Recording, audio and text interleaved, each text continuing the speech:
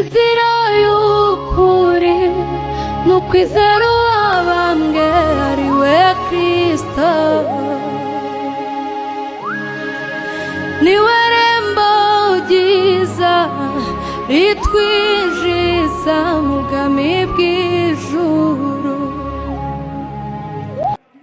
Iyo mubona abantu biyahura n'iki ni ukuvuga ngo ibyabaye hanze bifite imbaraga kurusha ibiri imbere muri we. Kino kyekireetera abantu okwetta ne yetta kitegeeza nti ebiri wabweru bino ebizibu ebimukuba ne bimugwako biba bivudde wabweru ne biyingira mu mwoyo gwe ne bimusinga amaanyi n'asalawo okwetta. Listen, umuntu ashobora kuba prayerful ariko amahage amwe namwe agakomeza ashinyitse.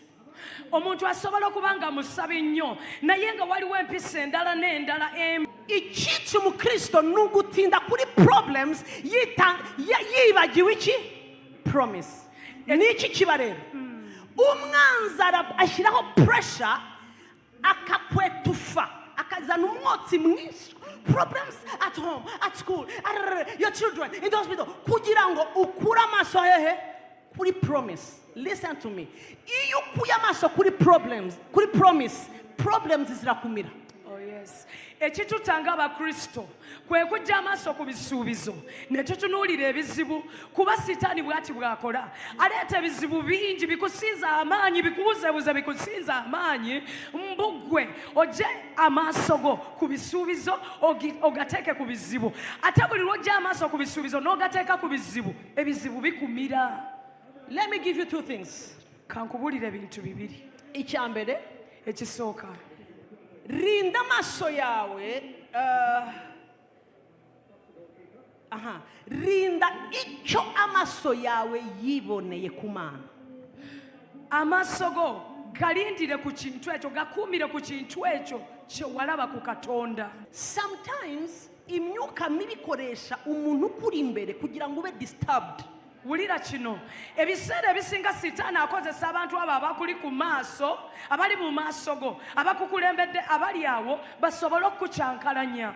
Dokita yarandebye gutya. Dokita bw'ati bwe yagamba arambwira ngo madamu yagamba nti maama look at me ntunuulira uyu mwana wawe nashobora kuvuga ngo mami nzasezera ubuganga. Omusawo yagamba nti tunuulira mukazi gwe oyo omwana woono gw'olina bw'alituuka ekiseera n'asobola okuyita nti maama nze nja kujjamu eno kooti y'abasawo nsibule obusawo. Can you imagine which kind of a weewuunye oyo omusawo kikaaki uyu n'umuganga we oyo omusawo kikaaki. Nari mubwiye yari yamaze kumenya ko ndi pastor ndamubwira no I believe in God things will change. Things will do what? Arambwira ngo no. Umva arambwira ngo bagiye gutangira kunkorera counseling ngo ahubwo ni wowe ukeneye counseling kuko wanze kubyakira. Ndamureba ndamubwira ni look at me, the next time you see me this child will be speaking, will be well, will be working, everything will be well, perfect. Omusajja ono yalinga gwe baguze yali amaze okutegeera nti ndi musumba ne mugamba nti omwana wange bijja kuba bulungi agamba tekisoboka oyo omwana tajja kutegeera tajja kwogera tajja kutambula biri byonna bye boogera nange ne mutunuulira ne mugamba nti ntunuulira bulungi lw'oliddamu okundaba n'omwana wange ono aliba atambula aliba ayogera aliba asoma. Nahise menya ngo ntabwo ariwe urimo uravuga kuba nategeera nti ono omusawo si yali kwogera kati atangira kumbwira iyi ndwara yitwa gutya imeze gutya so uyu mwana biri very difficult no kujya ku ishuri ntazajyayo byakire hari amashuri yabo asigaye azayo aravuga nagiye kumva numva arandoze uzi ko hari ibintu wumva kumva urariye uburozi completely.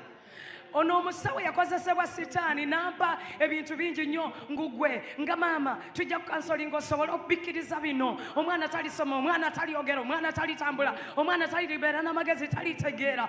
Waliwo ebigambo by'owuliriza naawe n'otega amatu naye nga bulozi nga balikuloga mu birowoozo byo. Satani arabizi ko iyo amaze kukuroga ukabyemera you are finished. Kuba Satani amanyi nti bw'amala okuloga n'akukyankalanya mu ndowooza yo gw'oba owedde. iyo amaze kukubwira ngo ntabwo uzashaka nyogosenge yarakuroze ukabyemera finished. Setani bwakugamba nti tolifumbirwa kuba senga we yakukolimira n'obikkiriza kiba Kuko the kiwedde. Bible says whose report shall we believe? tunakkiriza ripooti yaani? Bible irabaza whose report. Bible. Nukuvuga ngo hari reports nyinshi. Olw'okubanga waliwo ripooti nnyingi bayibuli etubuuza tunakkiriza ripooti yaani? Yaani? Ask your neighbor, bitter. Gwe tunakkiriza ripooti yaani? I said, push your neighbor and said, whose report? Sindiko yakuliraanya omugambe nakamatte onakkiriza ripooti yaani? This world, baba we. Irusia reports in the morning, a report. In the evening, a report. Reports. Whose report shall we believe? Yes, sir. We shall believe the report of the Lord our God. Ensene ejjudde ripooti nnyingi ku makya mutuntu eggulo buli w'oyita ripooti naye bayibuli egamba tunakkiriza ripooti yaani? Aboolugamba muleke mbabuulire tujja kukkiriza ripooti eya Katonda omulamu eyatonda eggulu n'ensi. Ask your neighbor, whose report shall you believe? Mumbulizo yakuliraanye onakkiriza ripooti yaani? Let me tell you, Kankubuulire. as you grow, reports will keep on coming, my dear. Buli lwakula ripooti Every nga day there is zeeyongera. a new report. Buli lunaku waliwo report. There is a report from school. What do we- There is a report from your there is a report from your doctor. Reports. We have another report here. Newankubadde nga batuwa ripooti ezo zonna tulina ripooti endala eri mu kigambo kya Katonda. Whose report? Tunakkiriza ripooti yaani? I looked at the doctor straight in his eyes. I said, Doctor, the next time you see me and my baby, you will see a miracle. Natunulira dokita mu maaso ne mugamba gwe lw'oliddamu okundaba n'omwana wange ojja kulaba ekyamagero ekitambula. After just 2 years, Emyaka ebiri nga I giyiseewo went back. nenzirayo I knocked. nenkonkona. Hello, doctor, I'm here. Konko dokita ziguse. I entered with my boy. Nenyingira n'omwana wange. My boy was like, hello, doctor. Omwana n'agamba hello doctor. The doctor asked, Dokita n'abuuza is this your boy? ono ye mwana oli? I said, Ne yeah. mugamba yes. And my boy asked him, Omuvubuka n'amubuuza can I use, doctor, can I use the toilet? nsobola okweyambako mu kiyigo kyo wali eri? And my boy went to toilet and I said, doctor, come now. Come now. Omulenzi ne yeetwala mu tooyi Tell me. neŋŋamba dokita jangu olabe. You said what? Ki kye waŋŋamba? What did you say? Jjukira waŋŋamba ki? You said what? Ki kye Oh? waŋŋamba? I told him, resign now. Ne mugamba wanika kati. Because my God is so strong, is so big, is so powerful. He can change situations. He can change day. Kuba Katonda wange w'amaanyi munene wa buyinza asobola okukyusa embeera yonna. Uru nirwo rubyaro rwa Yakobo.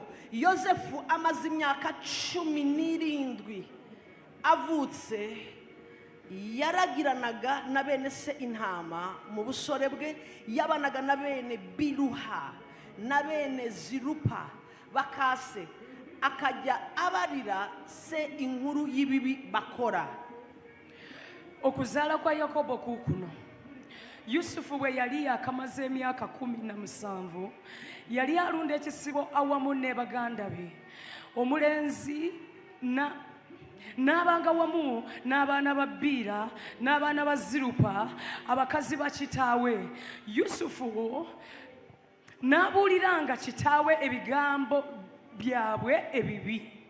Now, Israeli atonesha Yosef 3. Atonesha Yosefu amukunda birusha iby'abana be bose. Era Isirayiri yayagala Yusufu okusinga abaana be bonna.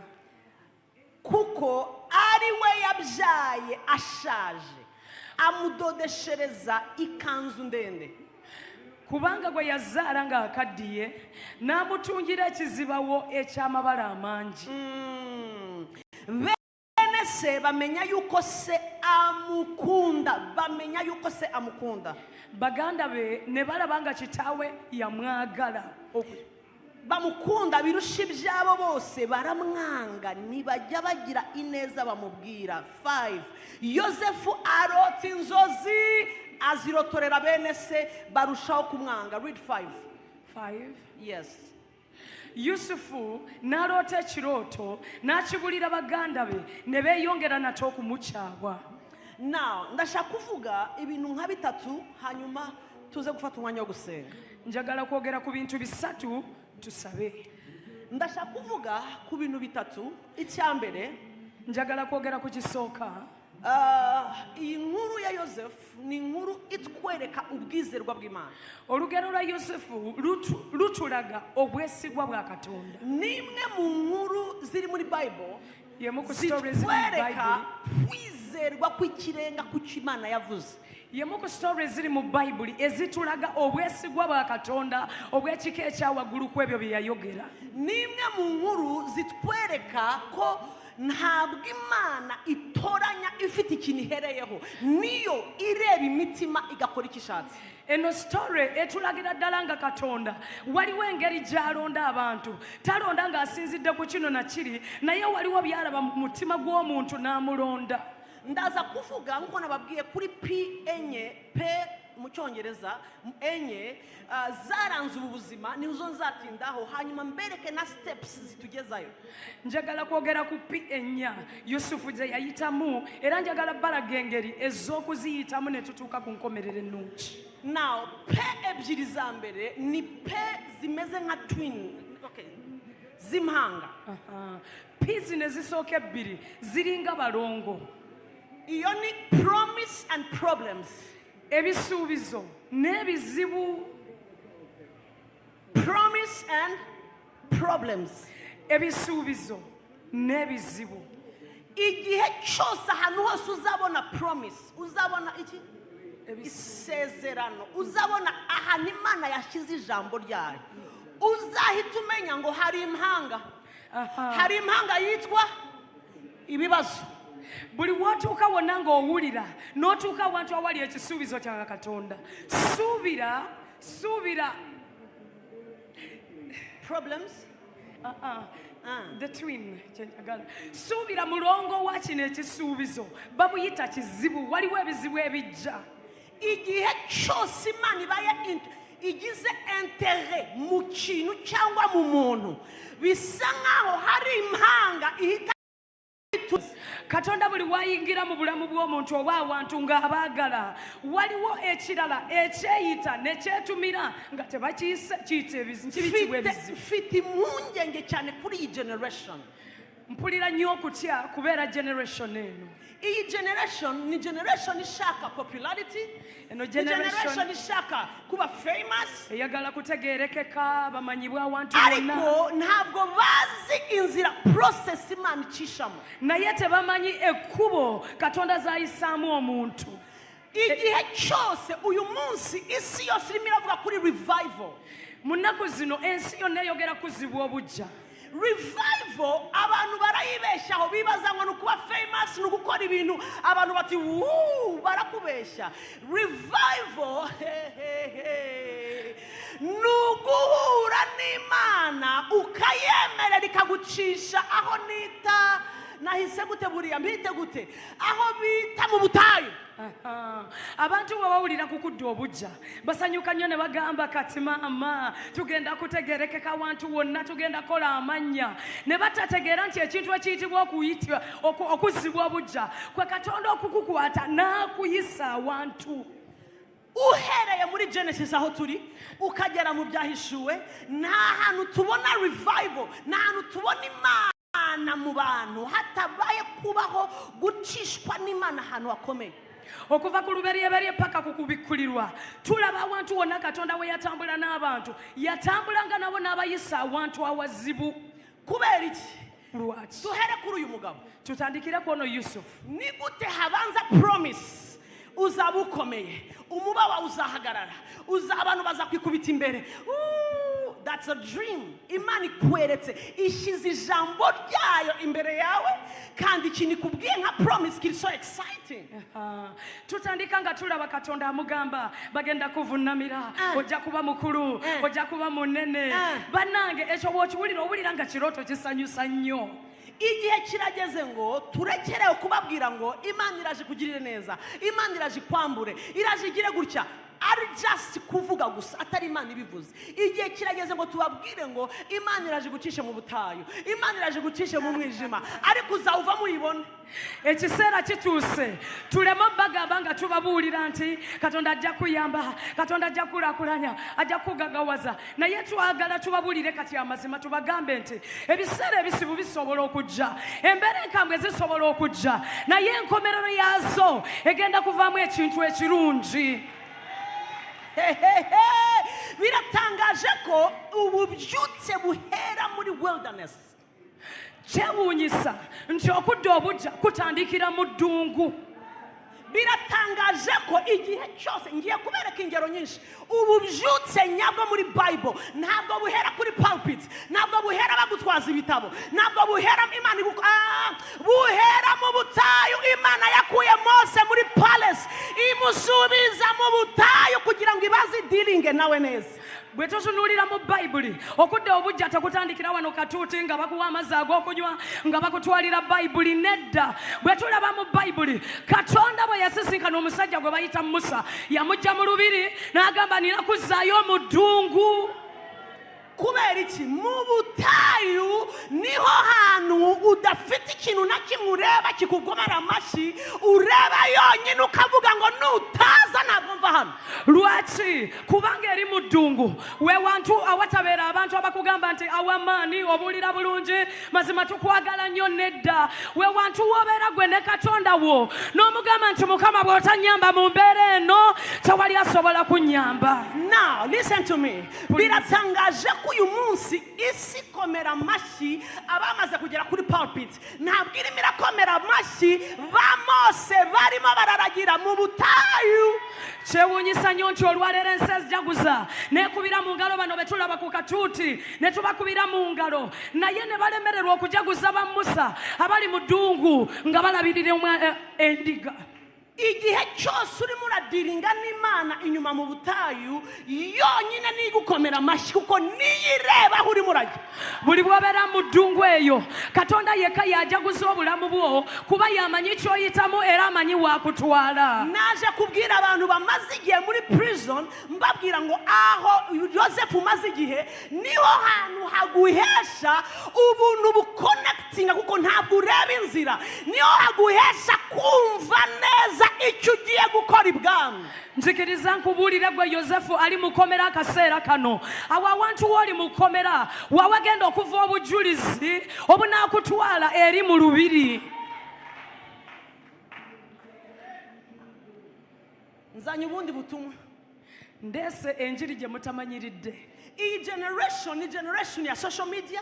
Omulembe guno gwa social media. The generation is distracted. Omulembe guno ebirowoozo biri eno n'eri. The generation ishaka popcorn, anointing. Omulembe guno gwagala ebintu ebyanguwa, ibintu bihiya ko kanya, ebintu ebyakaseera ako. Ni generation idashaka kubanza gutinda hirya. Uzi ko Mose yamaze 40 years umva yari ibwami.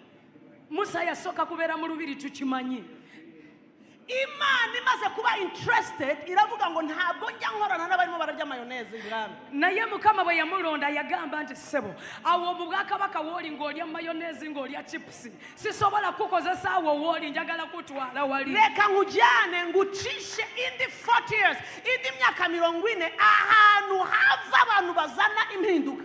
Leka nkutwale emyaka 4 nkuyise mu lugendo awabeera awakuzibwa abantu abaleeta enjawulo mu nsi. Iyo abantu bareba Mose imyaka 40 aragira mu butayu, aragirira sebukwe, my God of all people. Abantu bwe balaba nga alunda endiga ng'azirundira sezaala we. Iyo of all people, mu bantu bonna alizirundira sezaala we. eyamuwa omukyala sobukwe sezaalawe sezaalawe ukaza akakubaza ngo sebo n'akugamba endiga olwaleero zibadde zitya sezaalawo. byasaga nk'aho Mose yafeilinze byarangiye. Mu mbeera eyo byalabikanga Musa alemereddwa obulamu bwe bukomye. Biratangaje ko Samweli azana ihembe aje kwimika bakabanza abafite udutuza. Kyewuunyisa Samweli bwe yajja ng'alina amafuta ng'ayagala kufuka ku kabaka, basookayo bano bakanyama abalabika obulungi kuba balowooza nti be basaanira. Akarimo karaba trained. Naye ate Mukama nga gwateekateeka. David nta n'umuntu wumva ko hari cyavamo. Ono Dawudi nga tewali alowooza nti waliwo ekisobola omuvaamu. Munyumve neza igihe umaze hanze wambaye utwo tuntu Dawidi urimo uraragira bisa nkaho you are failing. Let me tell you, you are not. You are not failing. Ahubwo urimo uraba trained. You're being trained by the Lord. Dawudi leka nkubuulire eyo gy'oli ng'olunda endiga abakulaba basobola olowooza nti olemereddwa, naye leka nkubuulire amawulire amalungi, tolemereddwa, oli kutendekebwa. Yes, iyi generation ni generation ishaka another message.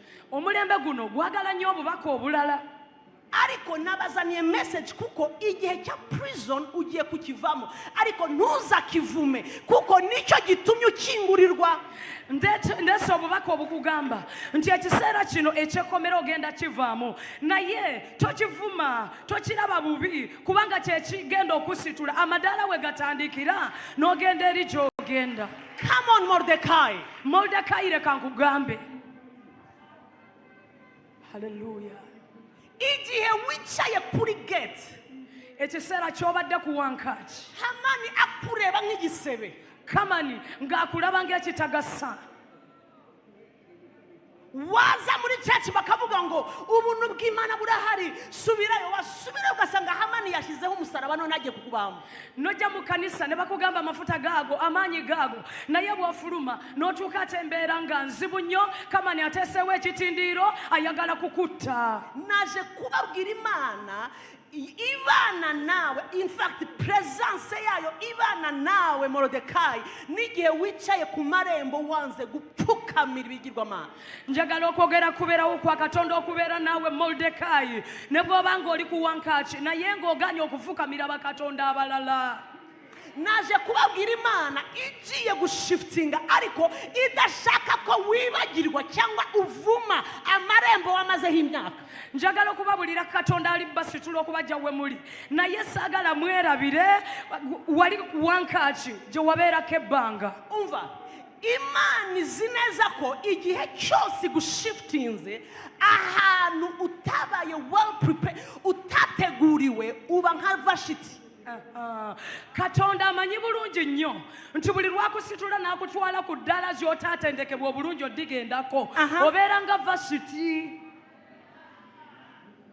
Hari amaaso utagira, waliwo amaaso g'obeera tolina, hari ibintu udatandukanya, waliwo ebintu by'otasobola kwawula, hari grace ufata for waliwo granted, ky'ozannyisa, hari ibintu kerensa wumva ko waliwo ebintu by'ozannyisa kuba toli mutendeke. Ni gute wambwira ngo Vashiti umugore w'umwana azengurutse ibihugu 120 ariko hari amaso atarimo arabona ko hari grace Imana yamuhaye? Iyo utabaye well prepared mu butayu kanagwe neza bagukanyage ukinisha intebe yose wicayeho. Ombuliro nti omukyalo ono Kaddulubale Vashiti akoze olugendo luno lwonna ne batambula ebibuga 120 naye n'atuuka wano ku nkomerero n'alaba entebe eri bali mugamba nga tafaayo azanya byonna abalaata bubalaasirwa kubanga waliwo okutendekebwa kwataatendekebwa. intebe yose wicayeho uyireba uko ushatse nta gaciro uyiha nta n'ugusobanukirwa ko imana yakwicaje ahantu for a purpose.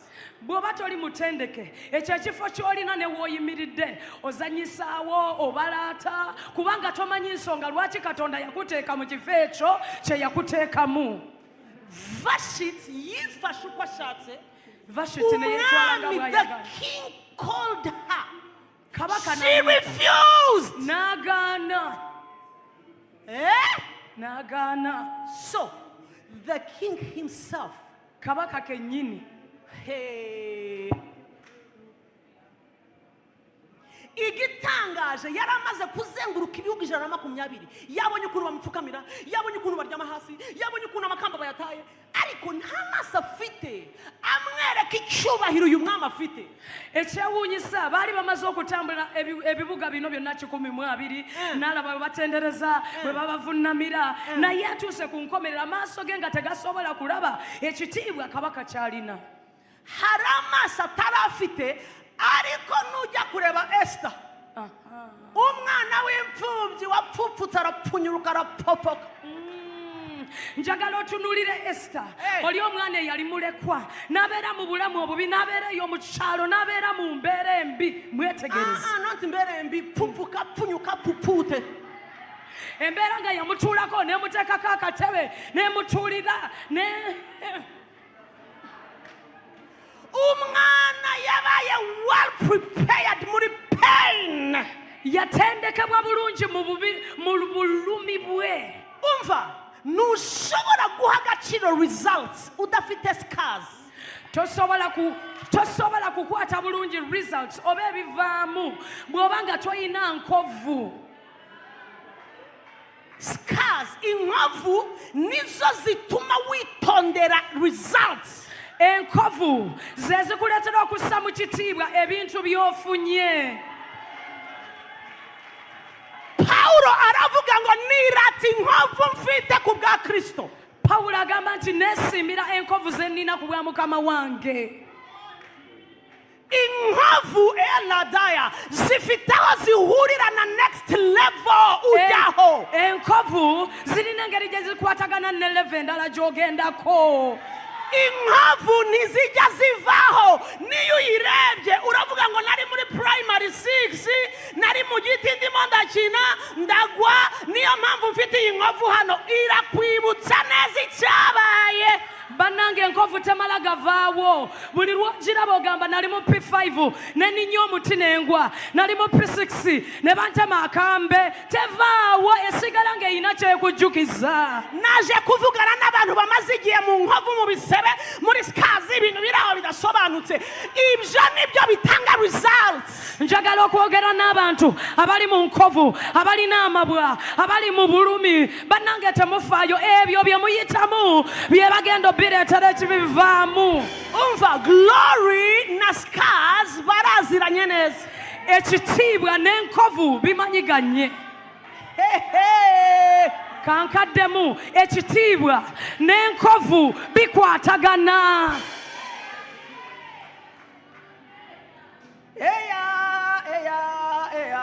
inkovu zirakabyara pain n'umwe mu bakozi b'Imana bakomeye bahindura amateka y'abantu. twebaza katonda olw'enkovu kubanga obulumi obwo bw'oyitamu be baweereza ba Mukama bakuyamba okutuuka w'olina okugenda. inkovu zawe pain akababaro kawe wigatakaza ahubwo umva kandike neza kurusha uko wandika results.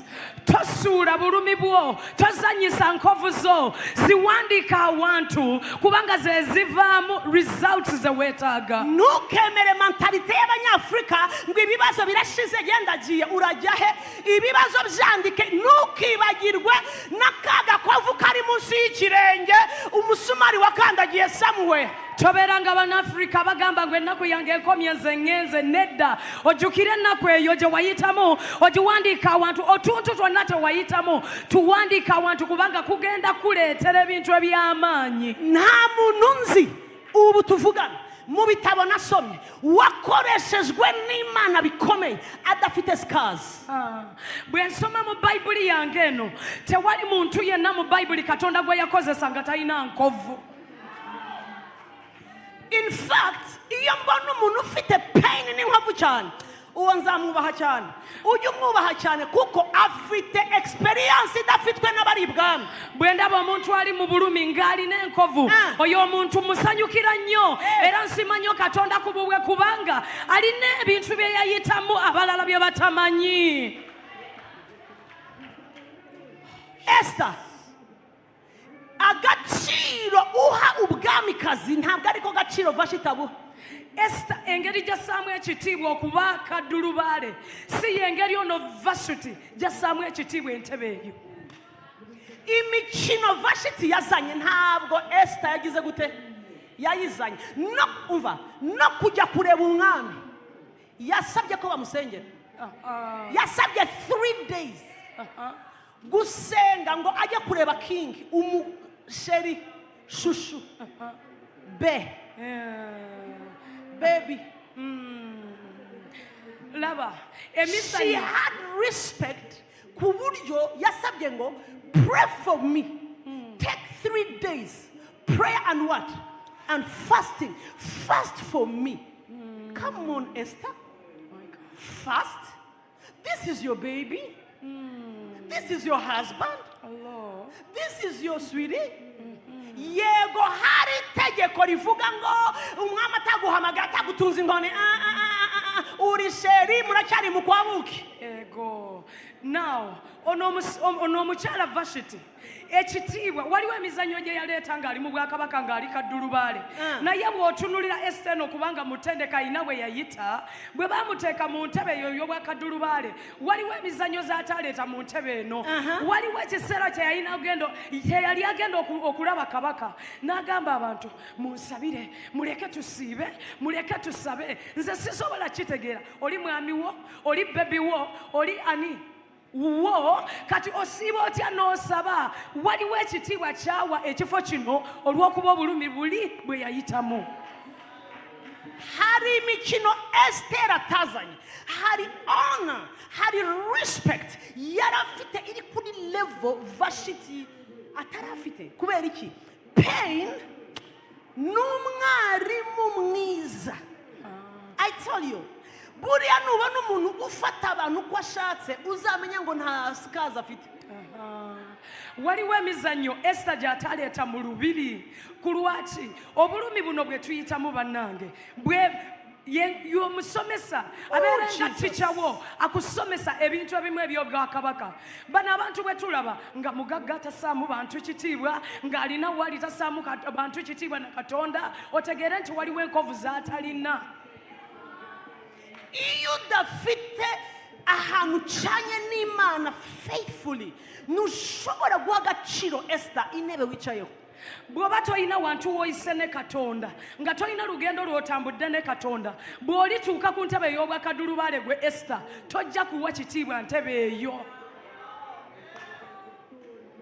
So ahantu murimo muraca ahantu mwavuye ahantu Yosefu yaciye haramutraininze. Reka nkubwire iyo umwami amuhamagara kwinterpretinga dreams cya gihe akiri iwabo avuga gusa papa mukorera amakanzu ntacyo yari buvuge.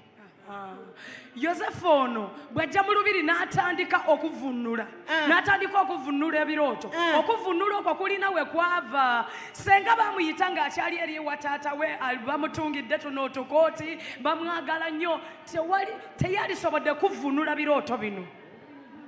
Iyi gift izimana afite iyi accuracy in the spirit afite ihera hehe tuyibona ivukira muri pain. Kino ekirabo eky'amaanyi kyalina okuvunula ebirooto n'ategeera n'avunula bulungi nga mukenkufu. Ekyo ekirabo kyazaalibwa muri bulumi bwe yayitamu. Now ntuzigere wifuza kwimbracinga promise ugasiga twin. Saagala osanyukire nnyo ebisuubizo ne Katonda byakugamba ne weerabira nti waliwo obulumi obujja n'ebisuubizo ebyo Katonda byalikuwa. Ahantu hose Imana ishyize isezerano umwanzi arahumurirwa. awantu wonna katonda wateeka ebisuubizo sataani alinga kabwa awunyiriza n'atuuka wali ebisuubizo nubona arimo menya ngo hari oderi yumvise. buli bwolaba sataani ng'ajja agoberera otegeera nti waliwo akaloosa k'ebisuubizo kawulidde. iyo ubona yagiye mu bana, yagiye mu mafaranga, yagiye mu bintu byawe, uravuga ati why, kubera iki? Don't say why me. Nuko hari ikintu kirimo kiramukurura. Ntabwo imbwa ishobora kujya kwinukiriza ahantu itumvise inyama. buli lwolaba ka setaani nga kajja kuwunyiriza mu baana bo mu misomo gyo mu bulamu bwo mu mubiri gwo togamba ati mukama naye biki bino naye katonda nakola ki? Nedda, olina tegeera nti waliwo akabwa ka sitaani kawunyiriza ebisuubizo mukama bye yakuwa kuba embwa tesobola kugenda awatali nnyama. Umva, umunsi satani yihumuriza akabona intebe Morodekayi agiye kwicaraho yashyize speed kugira ngo bashyireho umusaraba. Setaani bwe yatandika okuwunyiriza entebe Morodekayi gye baali bagenda omutuuzaako yakolera mukama n'agolokoka nnyo ne bateekawo ekitindiiro ng'obatte Morodekayi. Yihutishije umusaraba, urebe ibintu byahabaga mu gikari. Umusaraba, let's go. Ne bateekawo ekitindiiro eri ewa Kamani. Mu gikari barimo barakora umusaraba, ne bateekawo ekitindiiro. mu nzozi umwami arimo ararota. At the same time mu birooto kabaka alina byaloota. arimo ararota kugira neza. Mu gikari Hamani ari kuri pressure. Wabonye ko hari speed ya promise na problem, promise and problem. Birimo birafightinga. Something is happening in the spirit. ebintu bibiri biri kubaawo mu bulamu bw'omusajja ono. Kabaka ali kuloota ebirooto eby'okumukolera obulungi naye erudda eri Kamani naye agudde eddalu ayagala kumutta. Waliwo emyoyo egirwanira mu nsi ey'omwoyo ku bulamu bw'omusajja ono. Igihe cyose ubonye hari speed ya Hamani yabuze amahoro. Hamani arashaka kugira Hamani always know ku yindi side promise irimo irabira, isezerano ririmo riratutumba rigiye gusohora. buli lwalaba setaani ng'atabuse nga Kamani atabuse ku lwaki tanvunnamira era ngenda kumutta mukole ntya okumuggyawo. Njagala otegeere nti ku ludda eri mu nsi eyo ey'omwoyo waliwo ebisuubizo ebibiri ebinaatera okutuukirira. Listen to this. Wulira. Niyo mpamvu utagomba guhindura amasengesho ujya kuri side ya Hamani. Wait. Don't change your prayers. Don't start spiritual warfare. Hamani, in the name of Jesus, I curse you. Leave Hamani alone. There is a promise at the back of there is a promise somewhere. Irimo irabira. So Hamani hari kirimo kiramusunika. There is a spirit behind Haman, but there is a spirit of God somewhere. Wuliriza omusumba kyagamba. Buli lwalaba Kamani ng'ali bubi ayagala kukuta, ali bubi ali kutambulirako, ebirowoozo byo tobijja ku kisuubizo. Mbw'omutunuulire otandike Kamani nkutta, Kamani nkugjawo, Kamani nkumenya. Oyo muveeko kubanga ekimukoleramu mwoyo mubi. Naye ne mu nsi endala ey'omwoyo waliwo omwoyo wa Katonda aligolokosa ebisuubizo byo. Satan arashaka uhindure prayers. Sataani ayagala okyusa okusaba kwo. Abashaka uve muri worship. Your glory, Lord. Your presence, Lord. I need you, Lord. Uje muri in the name of Jesus. Haman, I curse you. I bind you. I destroy you. No! Leave Haman alone. Focus on the promise. Wulira.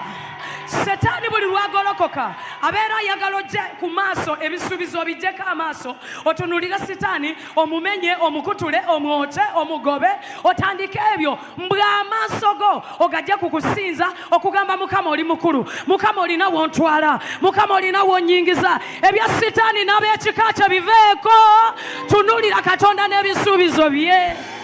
Yobu amaze kubona abana bapfuye ntabwo yahinduye worship yiwe ngo atangire in the name of Jesus. What is this? No, yafokasinze kuri promise. Arapfukama aravuga ngo navuye mu nda ya mama nambaye ubusa nzasubira mu nda y'isi ntacyo nambaye. wulira Yobu nga bamaze okutta nga bassa abaana be 10 bonna teyatandika kubuuza Katonda naye Katonda nakukola ki bino biki nedda yabitunuulira n'abireka n'akyuka oludda luno n'agamba nava mu lubuto lw'amange nga sina kye nnina erinnya lya Mukama lyebazibwe. ntuhindure isengesho igihe cyose hari promise. Imyobo ya Yosefu baba bamaze kwicukura.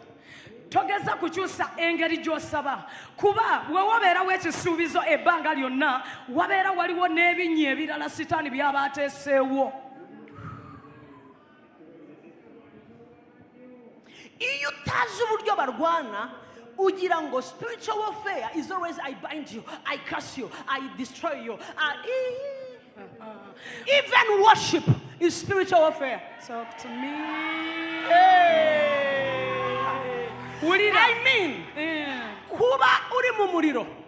When you're in the midst of fire, the devil expects you to cry and sneeze and no. When you're in the midst of the fire, and then when he's looking at you, he finds you worshiping. You are great. There is no one like you, Lord.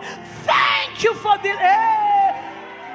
It makes him mad. That means even worship is spiritual warfare. Oh yes. Waliwo ekintu kye tubadde tumanyi ku lunaku ku lutalo olw'omwoyo. Buli watugamba olutalo olw'omwoyo tuzinga ne tugamba wene Uganda tumanye mu linnya erya Yesu era mmenya era nkutula bye tumanyi byokka. Naye omusumba alitugamba nti n'okusinza Katonda nalwo lutalo lwa mwoyo kuba sitaani buli lwagolokosa embeera ayagala okabe weemulugunye omukyukire omukube. Naye mami alitugamba nti leero setaani bw'akulumba tandika osinze ugamba oli mukulu Mukama oli w'amaanyi Mukama bino byonna obisinga amaanyi ekyo bw'okikola setaani agwa eddalu. Nakoze isezerano n'umutima wanjye. Waliwo kye nasuubiza omutima gwange. Sinzigera mpindura worship. Sirikyusa kusinza kwange. Many years ago, abana banjye ubu bari muri 22, 21 now. Icyo gihe bari bafite nka 4 months, 5 months, I think. Kati abaana bange bakulu batuuse myaka nga 22 naye edda ennyo nga balina emyezi nga 5. Hari indwara bita iseru muyita gute izana ibintu bikabyimba bayita measles oba namusuna. So bagize iyo ndwara yaraje irabafata kandi barakurikirana bazana ibintu birabyimba bizama amazi umuriro wari hejuru aya nafata gumwe nkabura icyo nkora nafata undi mwana nkabura icyo nkora nafata undi mwana nkabura icyo nkora thank you nkabura icyo nkora umuriro ari mwinshi. Now ku yindi side iyo ni indwara iri deadly bisaba ko ufata ako kanya ukiruka nka kwa muganga. Abaana bwe baali nga bakyali bato kuba yabazzaako mangu kale baali bato ne balwala namusuna mumumanyi aleeta omuliro mubeeramu amazzi abaana babeera bakaaba era endwadde eyo esobola okutta omuntu bw'aba alwadde endwadde eyo n'adduka mangu n'agenda mu ddwaliro. Now that time kumufuka hari mene tekeru farisini. Kati ekiseera ekyo embeera yali mbi nnyo wano mu nsawo teyayinaayo kantu. Yo kantu. Yeah. Habe n'igiceri kibatwara kwa muganga. Nga talina wadde ensimbi ezitwala abaana mu ddwaliro. Umuriro numvaga bari muri 40 I tell you. Naye nga temperature eri waggulu nnyo etuuse 40. Now mbura icyo nkora guhamagara nsaba abantu amafaranga numva hari ukuntu tumutwe numva ngiye guta umutwe ndavuga nti no so I don't have what ndabigenza gute ni mwijoro icyo gihe nta modoka nari mfite nta kindi kintu nari mfite ngiye kumva numva nibutse buriya ntushobora gukora ikintu kitagukoreye. Oh yes. Ekiseera ekyo musobola okitegeera nga abazadde alina abaana kiro talina sente osobola okulowooza ngende newole mpitaani bampe sente n'alowooza kino kiro sisobola kukubira muntu simu talina sente n'agamba nkole ntya munnange ekintu ky'otagezangako tosobola tegeera kikola. And my husband ntabwo yari ahari.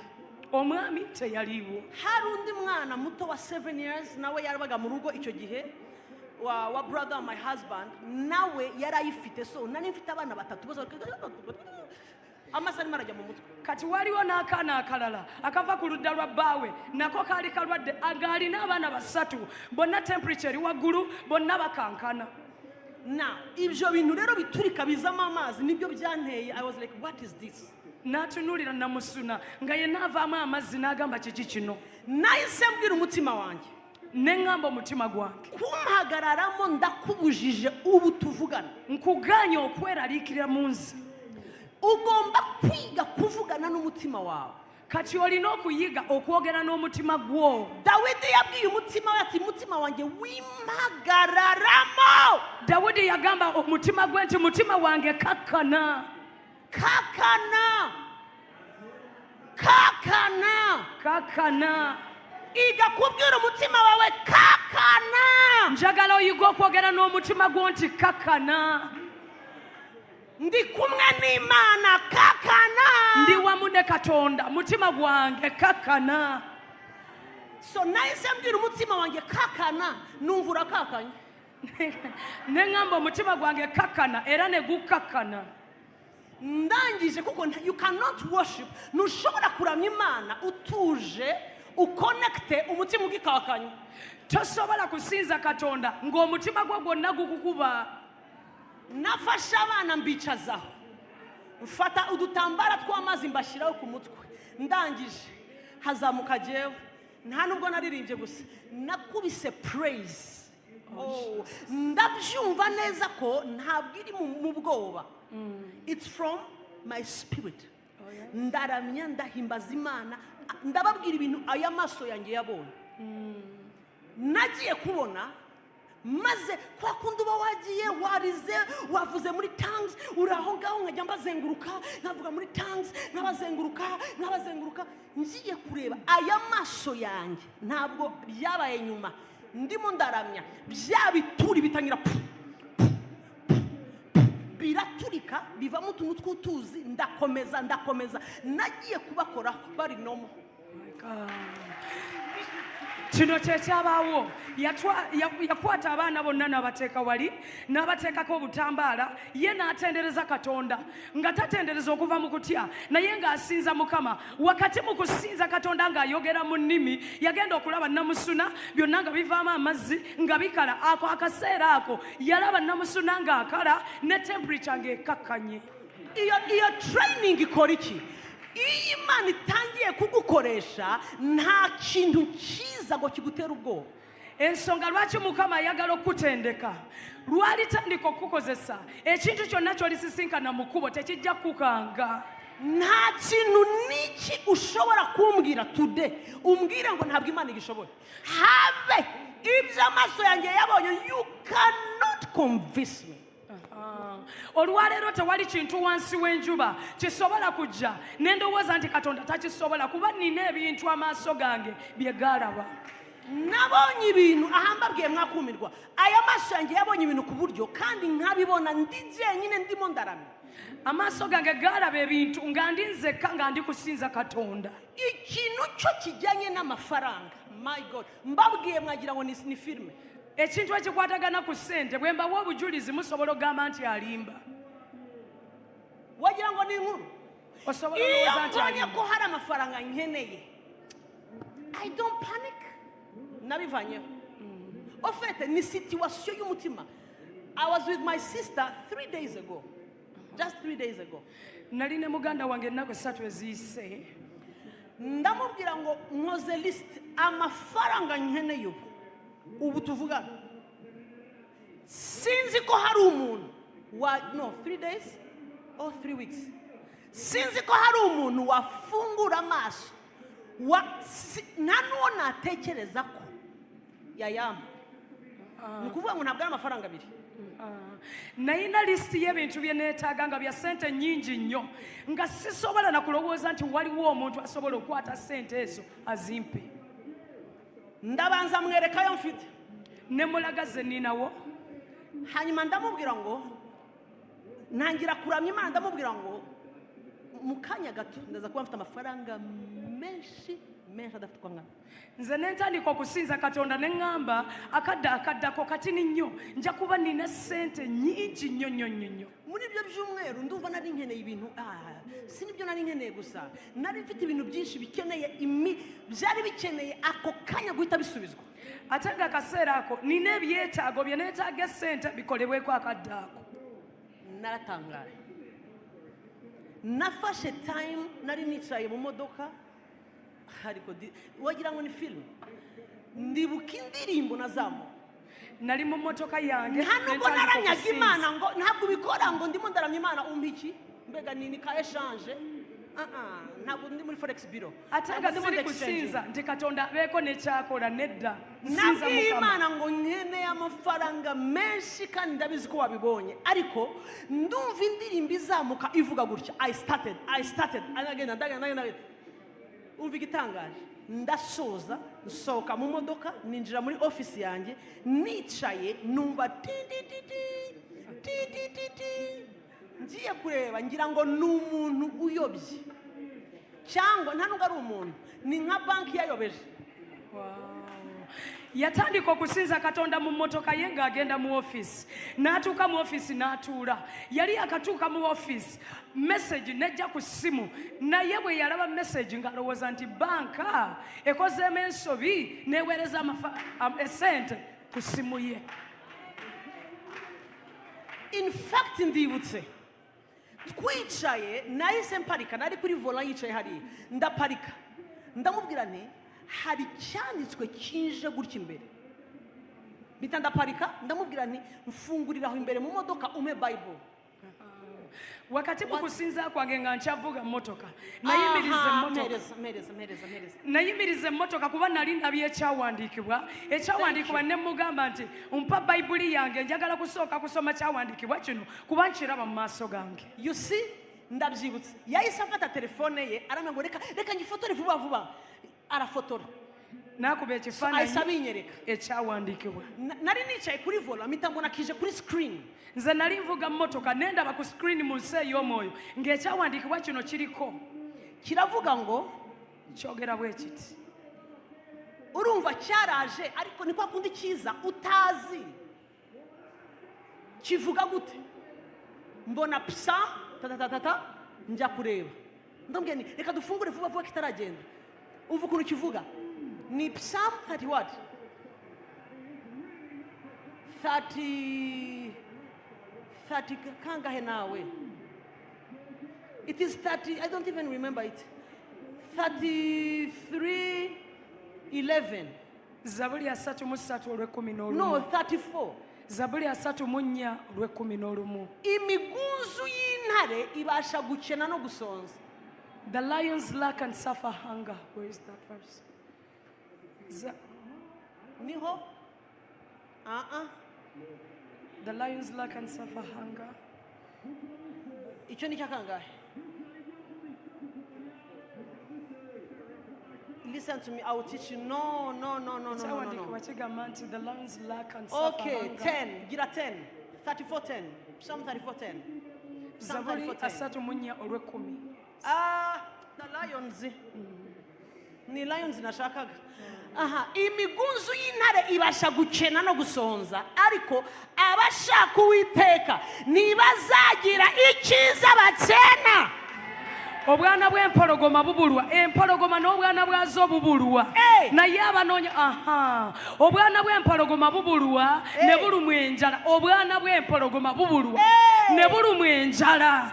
Naye abanoonya Mukama tebaabulwenga kintu kirungi kyonna. Obwana bw'empologoma bubulwa ne bulumwa enjala. Enjala naye abanoonya Mukama naye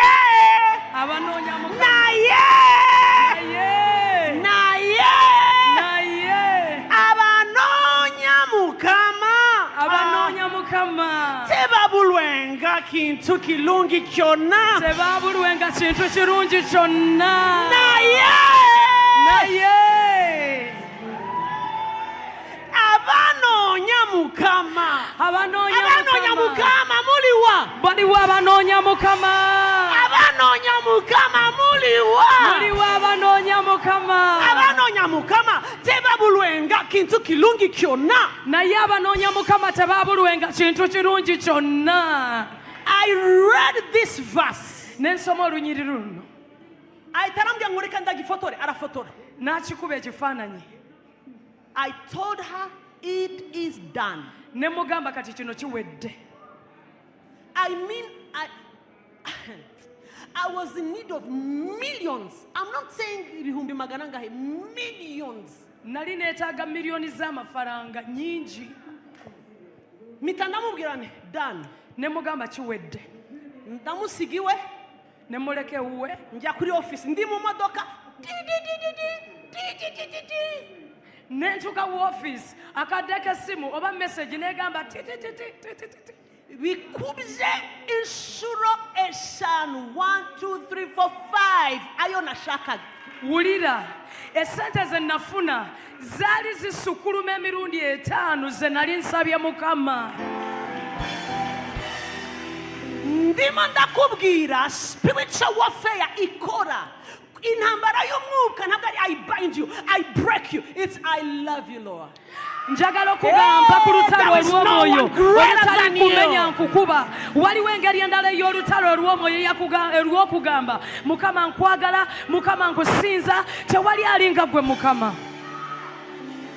Nobody great, nobody great, nobody greater than you. Hey. Nobody great,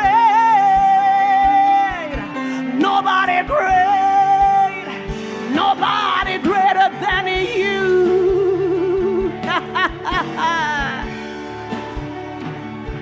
I searched all over, could find nobody. So higher and low, still could find nobody. Nobody great, nobody great, nobody greater than you. Yeah, nobody great, nobody great, nobody. Oh yeah, nobody greater than you. Yeah, nobody great, nobody great, nobody greater than you. Yeah,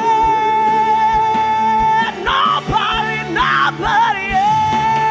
Nobody great, nobody great, nobody great, nobody greater than you. Come on now, nobody, nobody, nobody great, nobody great, nobody, nobody greater than you. So tell them the record, nobody great, nobody great, nobody greater than you. Jesus. I searched all over, could find nobody. The high and low, still could find nobody. Nobody great, nobody great, Jesus. Nobody greater than you.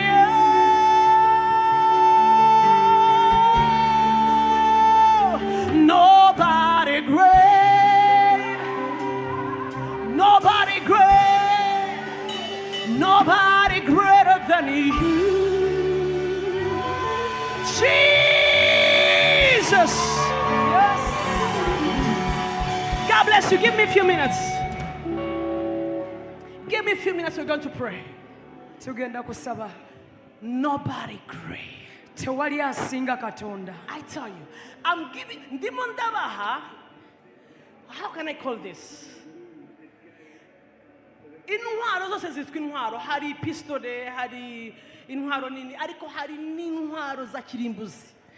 Ebyokulwanyisa bingi, waliyo tupisto, waliwo emmundu, naye waliwo bye bayita ebyokulwanyisa namuzisa.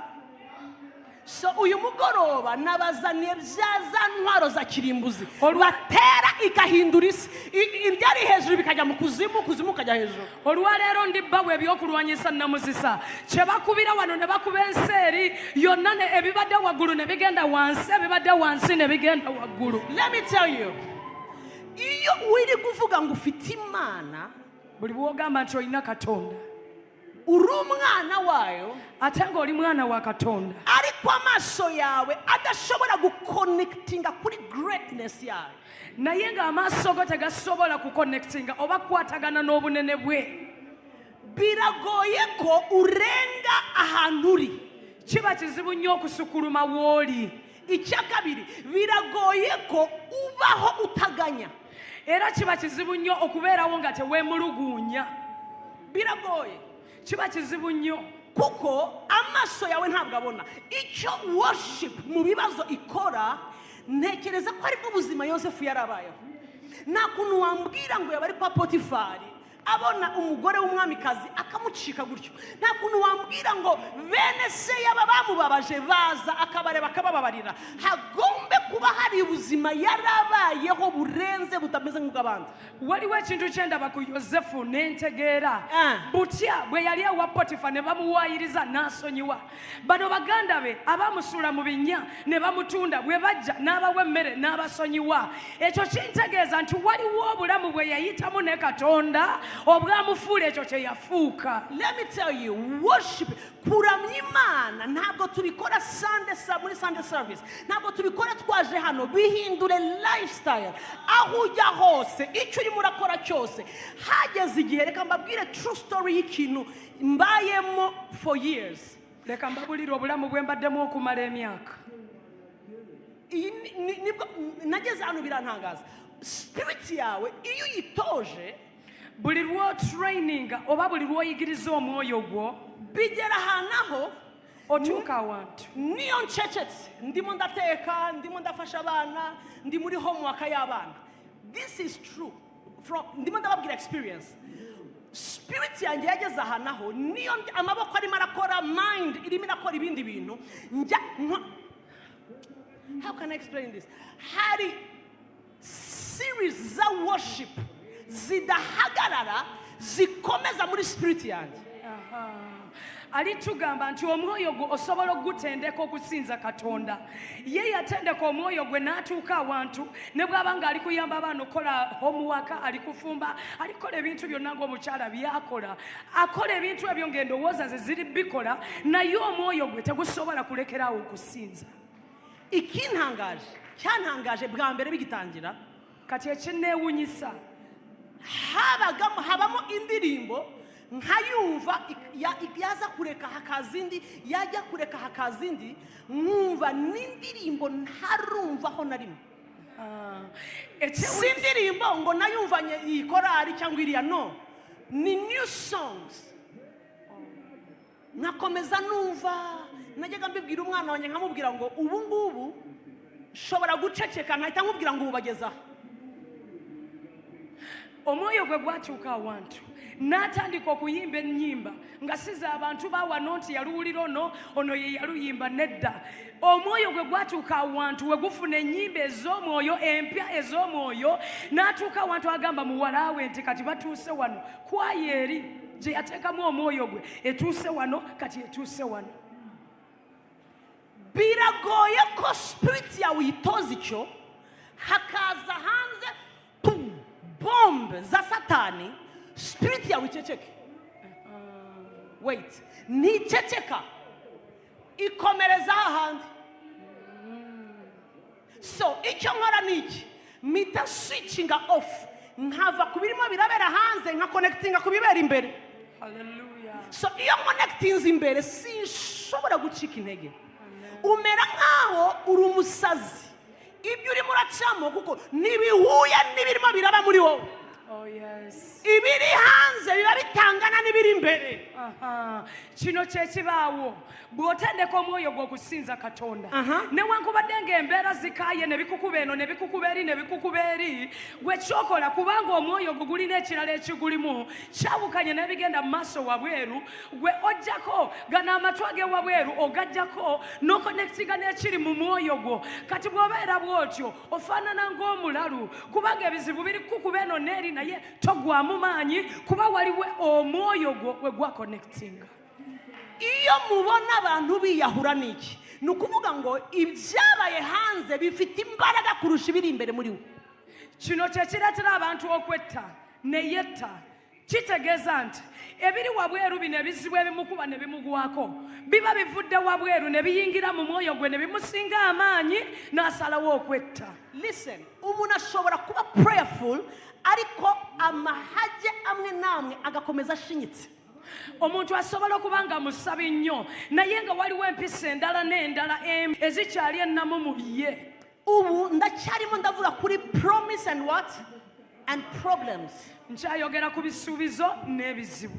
Iyo Yosefu adakonekitinga ku biri imbere, ibibazo byavagaho kimwe ikindi gifata. Ndashaka urebe bene se bamuta hehe? Mu mwobo. Avuye mu mwobo, buriya igikomere cy'abene so kiranuka, kirababaza, kirangiye bamugurishije ku mwami, ageze ibwami, umugore w'umwami. Ni story zitarangira, bagiye kumufata ku ngufu. Ndashaka urebe Yosefu ufite promise yo kuba prime minister ariko arimo arafura imyenda y'umugore mu gikari. My God. Waliwo Yosefu we yali yateeka omwoyo gwe, waliwo yali yakuumira omwoyo gwe kubanga ekizibu kyavangawo ekirala ne kijja. Baganda be bazaalibwa na actually bakulu be ne bamubonyaabonya ne bamwegaana ne bamusuula ne baagala okumutta ne bamutunda. Ebyo ne bivaawo. Alina ekisuubizo nti ajja kuba prime minister. Yeesanze wa Potifari ali mu kwoza obugoye bw'abakazi. Kubera iki? Hari ikintu cyari kimuriho kidasanzwe, nase yarakibonye atangira kumukorera amakanzu, bene se barakibona batangira kumugirira ishyari. Iyo ufite icyo kintu y'amafeva attention y'Imana, urattractinga n'abantu bakagukunze, abantu bakagize neza, abantu utangazwa nuko ari bo bambere baguteye amabuye. So ibyo bishobora gutuma ukura attention kuko Imana irimo iravuga, umuba uzahagarara indigwe, ugatangira kureba bene so, ukareba muka Potifari, ukareba abakubeshyira muri prison, ugakura amaso ku cy'ingenzi. Buli lwabeera n'ebisuubizo bya Katonda wabeerawo ebintu ebijja bikulumba. Kyova olaba obulamu bwa Yosefu bwali bwe buti. Yalina ekisuubizo kya Katonda, taata we n'amwagala nnyo, n'amukolera akakanzu akamabala amangi ekizibawo n'akimuwa. Naye olw'ebisuubizo bino bye yalina, baganda be abaali mulabiridde ng'omwana omuto batandika okwagala okumutta. So buli bw'obeera n'ebisuubizo, n'abantu bawaali suubidde okuyamba babeere mikwano gyo bakwegana ne bakola by'otasuubira. Now munyemerere mvuga ibintu bibiri nyuma dusenge. Leka njogere ebintu bibiri tusabe. Iyo urimo uraca muri problems, bw'oba ng'oli kuyita mu bizibu, wikura amaso kuri promise. Tojja maaso go ku bisuubizo. Igihe cyose ufite needs, ufite ibintu ushakana n'Imana, ushaka hari ibintu bikugarije, wikura amaso kuri promise kuko promise niyo yabanje mbere ya problems. Buli lwobeera ng'olina ebizibu oba olina ebyetaago mu nsi eno, tojja maaso ku bisuubizo kubanga ebisuubizo bye byasooka ebizibu ebyo by'olimu. Promise niyo ibanza. Bible iravuga ngo Imana ibwira Yeremiya, nakumenya utaraba urusoro. Ebisuubizo bye bisooka. Bible yagamba, Katonda yagamba Yeremiya, nakumanya nga tonnazaalibwa. Promise ifite ubukuru, ifite uburambe kurusha problems. Ebisuubizo biwangaala nnyo okusinga ebizibu byo. Ibyo Imana igufitiye ibyo yakuvuzeho, ntawabikuraho. 2, nubwo isi yacurama ntibizahinduka. 3, umva, God is not a man that he should lie. Imana si umuntu. Muri yo nta kinyoma kibaho. Muri yo ntisohora ijambo ngo ritsikiremo hagati. Oh yes. Joseph, it is impossible. Oh yes. Ebisubizo biri Katonda byakuwa. Tewali asobola bijjawo, tewali asobola bikomya mu kkubo. Bayibuli yatugamba nti si mwana wa muntu Katonda ono, si mwana wa muntu nti asobola okulimba oba asobola okwekyusa mu bye yayogera. Ebisubizo bino Katonda byakuwa bibeerawo. Ibirimo biraza byitwa problems. Joseph we kuba bene so bakwanze, kuba bakugira ishyari, kuba ubona ibintu bagutaye mu mwobo, wishira amaso kuri ibyo kuko hari gifite ubukuru kubirusha. Kati gwa Yosefu ebizibu bino ebyosisinkanye ne bakwegana ne bakutunda nobeera musibe tokyusa amaso go nti otunulire ebizibu kuba waliwo ebisubizo byolina ebisinga amaanyi ebizibu bino byolaba leero. Icyitwa umukristo nugutinda kuri problems yibagiwe iki promise. Niki kiba rero umwanzi ashyiraho pressure akakwetufa akazana umwotsi mwinshi. Problems at home, at school, your children, in the hospital. Kugira ngo ukura amaso hehe kuri promise. Listen to me. Iyo ukuye amaso kuri problems zirakumira. Oh yes. Ekitutanga abakristo kwe kujja amaaso ku bisuubizo ne tutunuulira ebizibu kuba sitaani bw'ati bw'akola aleeta ebizibu bingi bikusinza amaanyi bikubuzebuze bikusinza amaanyi mbugwe ojje amaaso go ku bisuubizo ogateeke ku bizibu ate buli lw'ojja amaaso ku bisuubizo n'ogateeka ku bizibu ebizibu bikumira. Let me give you two things. Kankubulira ebintu bibiri. Ekyambere ekisooka rinda amaso yawe rinda icyo amaso yawe yiboneye ku Mana. Amaaso go galindire ku kintu ekyo gakuumire ku kintu ekyo kye walaba ku Katonda. Gutegeka kwa 2:4-9. Gutegeka kwa 2 Deuteronomy. Yes, Deuteronomy. Yes, 4:9. Nya olw'omwenda ekyamateeka olw'okubiri 4:9. Yes. Haravuga gute? Read. Kyokka weegendereze weekuume emmeeme yo ng'onyiikira. Niho haravuga ngo wirinde gusa ugire umwete wo kurinda umutima wawe we kwibagirwa iby'amaso yawe yiboneye. Niho nibyo. Okay, read now. Kyokka weegendereze weekuume emmeeme yo ng'onyiikira oleme okwerabira ebigambo amaaso go bye gaalaba. Subiramu ako. Ebigambo amaaso go bye gaalaba. Bye gaalaba. Tell your neighbor bye gaalaba. So hari iby'amaso yawe yabonye. Waliwo eby'amaaso go bye gaalaba. Read. Bayibuli egamba oleme okwerabira ebigambo amaaso go bye gaalaba bireme okuva mu mutima gwo ennaku zonna ez'obulamu bwo. Havuze gute? Bye kuva mu mutima wawe iminsi yose ugize gute? Ukiriho. Bireme okuva mu mutima go ennaku z'obulamu bwo. Ennaku zonna ez'obulamu bwo.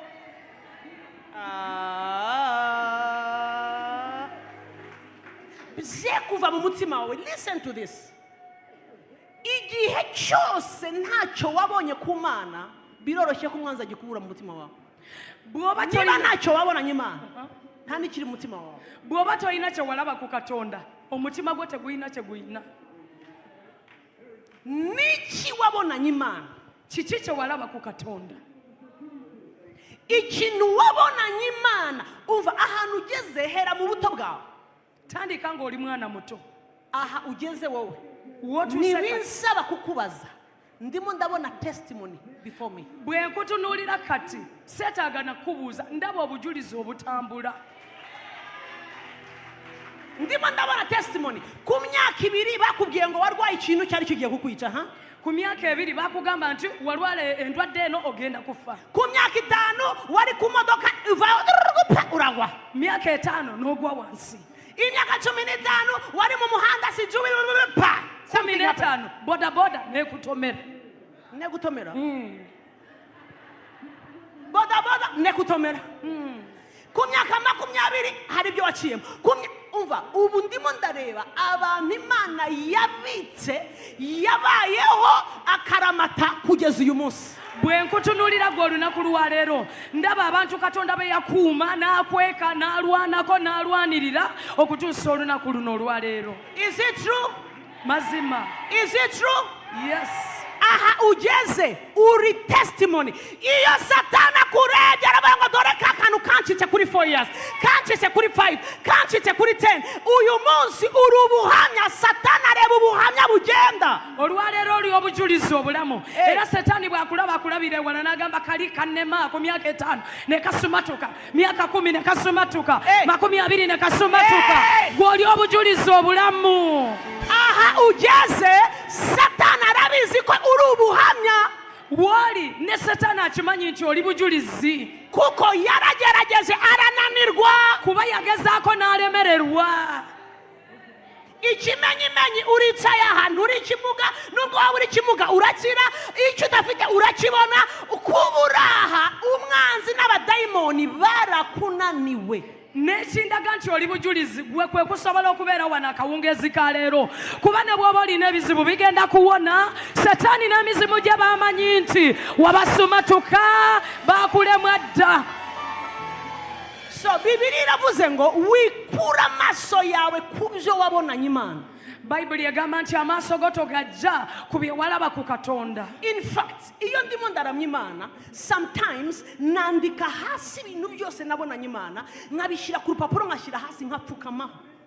Era kino kyenkola mpandika ebintu byonna bye nalaba Katonda ng'akola buli kye nalaba ku Katonda nembiteekawo nembifukamirako nensinza Katonda. Iyo mbishyize hasi nkaramya Imana mvuga icyambere ndibuka mfite imyaka 2 barambwiye ikora byagenze ha era bwe mbiteekawo nensoma kimu ku kimu nga nina emyaka 2 bagamba bwe bati ku myaka 3 4 5 narwaye indwara baravuga ngo ntishobora gukira. I was about to die. Mama arambwira ngo twari twakuvuyeho byari byarangiye nkibutsa Satani ku myaka 5 nta bwenge nari mfite ku 6 byari byarangiye ababyeyi babivuyeho abaganga basezeye. Here I am. So warakererewe cyagihe ubu ntabwo ari bwo ugiye kundangiza. Ku myaka wakati we 3 ne 5 bangamba nti nalwala nnyo abazadde ne beeralikira nti ngenze naye olwaleero ndi mulamu kati ngamba Satani ku myaka 3 ne 5 nakulemwa walwawo wajja obudde buyise tokyansobola. Ku myaka y'ibyagenze gutya urananirwa ku myaka y'ibyagenze gutya urananirwa nkahita njya kuri results. Ni iki Imana yarakinkoreye iki nakibonesheje amaso iki yagikoresheje amaboko yanjye nkireba iki ngiki nakigezeho iki narakibonye aha byari bigoye birakomera birakunda urambwira iki gituma ibyo nabonesheje amaso bitaba. Iyo nabonye ubu kuri numwe zavuze iyo twiboneye n'amaso yacu iyo twakoresheje amaboko yacu niyo tubabwira. My God, bwemba amaze okujjukiza Satani bwonna bye yalemwa mu bulamu bwange ntuuka ne ku level egamba nti kino nakiraba Katonda ng'akinkolera na kino Mukama yakinkolera kino nalaba Katonda ng'akikola. Njogera ng'abayigirizwa be bagamba nti oli gwe twakwatako oli gwe twalabako gwe tugenda okugoberera. Bigufasha iki? Kikuyamba ki? Birinda umutima wawe uri humble. Bikuuma omutima gw'okusigala nga mukakkamu. Nushobora kwikakaza tosobola kweteeka waggulu. Nta results wagira zituma uzana amapfupfu. Tewali results zosobola okuba nazo mu bulamu ezikuleetera amalala. Nta mafaranga ushobora gutunga akuzanishe uburebure n'izo siritajya rireba hasi. Tewali na sente zosobola kubeera nazo mu nsi ezikuleetera amalala n'otunula waggulu nga gwe tokakkana. Bayibuli iravuga ngo Imana irwanya abibone abaca bugufi kabahera iki ubuntu. Bayibuli egamba Katonda alwanyisa abamalala naye abawombeefu abagulumiza. Igihe cyose urinda umutima wawe uca bugufi n'igihe utibagirwa ibyo amaso yawe yabonye muri past Imana yakoze. Ekintu ekinakuyamba omutima gwo okusigala nga mukakamu kwe kuteerabira ebintu by'oyisemu byonna bye walabisa n'amaaso go Katonda ng'akola. Ibyo wabonesheje amaso wibita bihindure. Watakaje papa wawe uri muto, Imana irakwishyurira, urakura. Uyu munsi warakakaze. Teweerabira biri Katonda bye yakuyisaamu. Wali muto n'obeera mulekwa, Katonda n'akulabirira n'akusomesa, bikuumira awantu kati oli muntu w'amaanyi. Weebaze Katonda olw'ekyo. Suko hari imiryango myinshi kwishyurire nuko Imana yakurwanyeho. Ate si lwakuba nti waliwo abooluganda bangi abakusasulira fiizi nti ova wasoma, naye Katonda kennyini ye yakulwanako n'osobola okusoma. Yosefu, witakaza promise kubera problems. Tosuula ebisuubizo kubeera ebizibu olw'okuba ebizibu by'oyitamu. Witinda ku byo bene so barimo barakora baguta mu mwobo. Witinda ku byo muka Potifari yakoze. Tinda ku cyo yavuze. Ntibeshya umunsi umwe buzacya umuba wawuhagaze.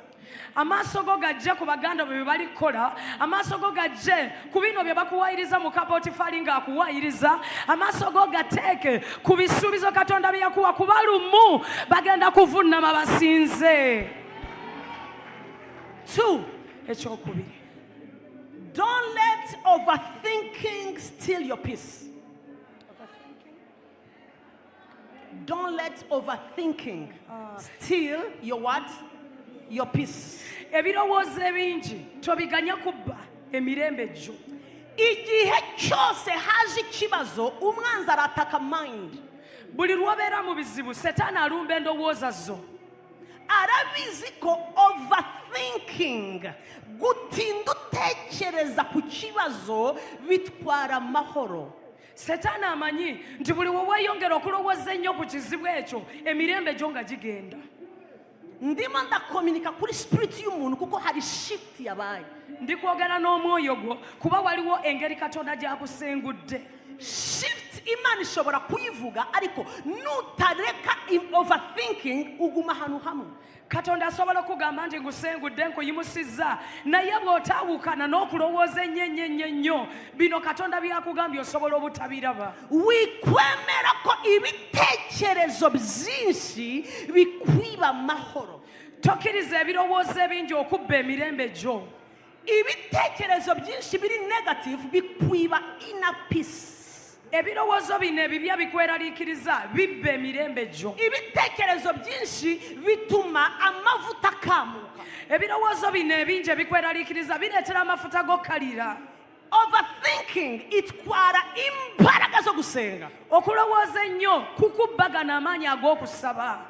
Gutinda uri kuri side ya problems bituma side ya promise icika intege. Buli lw'olwawo ng'amaaso go ogatunuzizza ku bizibu, amaanyi agatunulira ebisuubizo gakugwamu. Don't let wikwemera kujya muri overthinking, gutinda ku kintu kandi utagifite igisubizo. Mu by'ukuri nta gisubizo ufite wowe, so kugitindaho kirakwica imbere. Tokkiriza kumala bbanga ddene ng'olowooza ku kintu ky'otalina kisuubizo kubeera ekisuubizo tokiyina. Buli lw'olwago ng'okirowooza kijja kubba emirembe gye egy'omunda. Ubu ndimo ndababwira ibintu bigiye kubafasha muri shift kuko niwemera ibindi mu ndakubwira ugatinda ku byo Imana yakoze bikakubera imbaraga ugahindura mind yawe. Don't overthink. Witinda utekereza I don't have this, I don't have this, I want to reach here, I want to do this in 10 years. Urimo uriruka. Sometimes iyo bitinzemo imbere harapfa. Oh yes. Bino byenkubuulira ndikubuulira kuba waliwo Mukama wakujja era waliwo Mukama wakuteese. Naye kati byenkubuulira bye bijja kuyamba okusigala wano Mukama wakuteese. Njagala ojjukira bulijjo ebirowoozo by'olema dipeeka ku bizibu obiteeka ku bisuubizo n'ekirala tokkiriza kulowooza nnyo ku bintu bino by'otalina kyakuddamu kubanga bijja kukubba emirembe gyo. Emerera umutima wawe ureke kutinda ku byo bene so bakoze Yosefu. ureke gutinda ku byo muka Potifari yakubeshyeye kugira ngo ushobore kumenya icyo Imana ishaka aho ugeze. Omutima gwo togukkiriza kulowooza nnyo ku baganda bo abakusudde mu kinnya ne bakulyamu olukwe. Tokkiriza mutima gwo kulowooza bye bakuwaayiriza mu Potifari ngu yankutte. Tolowooza ebyo kubanga bw'obibeerako ennyo n'obirowooza bijja kuleetera okwerabira ebisuubizo ne Katonda w'atuuse ng'akola mu bulamu bwo. Gutinda utekereza impamvu utarashaka ntabwo bikuraho igisubizo. Bannange gw'okumalayo obudde obungi ng'olowooza lwaki sinnafumbirwa tekisobola kuleeta kyakuddamu. Gutinda utekereza ko bapropose baguha impeta nyuma babivamo ntabwo bigiye guhindura any situation. Bw'ogenda ebirowoozo n'obiteeka nnyo ku oli eyakuyiwa n'omulowooza tekirina kyekigenda kyusa. Umwana wanjye wa gatatu, listen to this. Muwulire obujulizi buno. Omwana we ow'okusatu Bama a report. Bampa report. Bambwira ko azarinda umugabo ataramenya ko ndi mama we. Ne baŋŋamba nti ono omwana gw'ozadde ajja kubaawo emyaka afuuke omusajja nga tasobola kutegeera nti gwe maama we. I will never forget umunsi nasohotse kwa doctor njya mu modoka ari inyuma nicara kuri vola ndi muri parking nahamaze ubanza isaha yose nzingo ndimo nda driving kandi mpagaze. Bwe yawulira ripooti eyo nga bagimuwadde ku mwana we ne bafuluma owa dokita n'agenda mu mmotoka n'atuula omwana ali mabega. Bannange ripooti eri olw'okubanga yali agirowoozezza nnyo yamutabula n'atuula mu paakingi ng'amanyi nti ali kuvuga naye baaba nga tannasimbula. Sometimes imyuka mibi ikoresha umuntu ukuri imbere kugira ngo ube disturbed. Wulira kino ebiseera ebisinga sitaani akozesa abantu abo abakuli ku maaso abali mu maaso go abakukulembedde abali awo basobole okukyankalanya. Dokita yarandebye gutya. Dokita bw'ati bwe yagamba. Arambwira ngo madamu. Yagamba nti maama. Look at me. Ntunuulira. Uyu mwana wawe nashobora kuvuga ngo mami nzasezera ubuganga. Omusawo yagamba nti tunuulira mukazi gwe oyo omwana woono gw'olina bw'alituuka ekiseera n'asobola okuyita nti maama nze nja kujjamu eno kooti y'abasawo nsibule obusawo.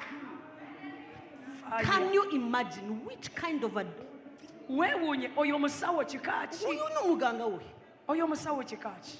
Nari mubwiye yari yamaze kumenya ko ndi pastor ndamubwira no I believe in God things will change. Things will do what? Arambwira ngo no. Umva arambwira ngo bagiye gutangira kunkorera counseling ngo ahubwo ni wowe ukeneye counseling kuko wanze kubyakira. Hey, ndamureba ndamubwira ni look at me. The next time you see me this child will be speaking, will be well, will be walking, everything will be well, perfect. Omusajja ono yalinga gwe baguze. Yali amaze okutegeera nti ndi musumba ne mugamba nti omwana wange bijja kuba bulungi. Agamba tekisoboka oyo omwana tajja kutegeera tajja kwogera tajja kutambula biri byonna bye boogera. Nange ne mutunuulira ne mugamba nti ntunuulira bulungi lw'oliddamu okundaba n'omwana wange ono aliba atambula aliba ayogera aliba asoma. Nahise menya ngo ntabwo ari we urimo uravuga kuba nategeera nti ono omusawo si yali kwogera kati. Atangira kumbwira iyi ndwara yitwa gutya imeze gutya. So uyu mwana biri very difficult no kujya ku ishuri ntazajyayo byakire hari amashuri yabo asigaye azayo. Aravuga nagiye kumva numva arandoze. Uzi ko hari ibintu wumva ukumva urariye uburozi completely. Ono omusawo yakozesebwa sitaani n'ampa ebintu bingi nnyo ngugwe nga maama tujja kukansolinga osobola okubikkiriza bino. Omwana talisoma, omwana talyogera, omwana talitambula, omwana taliribeera n'amagezi talitegeera. Waliwo ebigambo by'owuliriza naawe n'otega amatu naye nga bulozi nga balikuloga mu birowoozo byo. Satani arabizi ko iyo amaze kukuroga ukabyemera you are finished. Kuba Satani amanyi nti bw'amala okuloga n'akukyankalanya mu ndowooza yo gw'oba owedde. Iyo amaze kukubwira ngo ntabwo uzashaka nyogosenge yarakuroze ukabyemera finished. Satani bw'akugamba nti tolifumbirwa kuba senga we yakukolimira n'obikkiriza kiba kiwedde. The Bible says whose report whose report shall we believe? Tunakkiriza report yani? Bible irabaza whose reports Bible. nukuvuga ngo hari reports nyinshi olwokubanga waliwo ripooti nyingi bayibuli etubuuza tunakkiriza ripooti yani ask your neighbor bitter yani gwe tunakkiriza ripooti yani I said push your neighbor and said yani whose report sindiko yakuliranya omugambe nakamatte onakkiriza ripooti yani this world baba we iruzi a report in the morning a report in the evening a report whose report shall we believe Yes, we shall believe the report of the Lord our God. ensene ejjudde ripooti nyingi ku makya mutuntu eggulo buli woyita ripooti naye bayibuli egamba tunakkiriza ripooti yani aboolugamba muleke mbabuulire tujja kukkiriza ripooti eya katonda omulamu eyatonda eggulu n'ensi. Ask your neighbor whose report shall you believe. mumbulizo yakuliranye onakkiriza ripooti yani. Let me tell you, kankubuulire as you grow, reports will keep on coming, my dear. buli lwakula ripooti Every nga day there is zeeyongera a new report. buli lunaku waliwo ripooti. There is a report from school. What do we- There is a report from your there is a report from your doctor. Reports.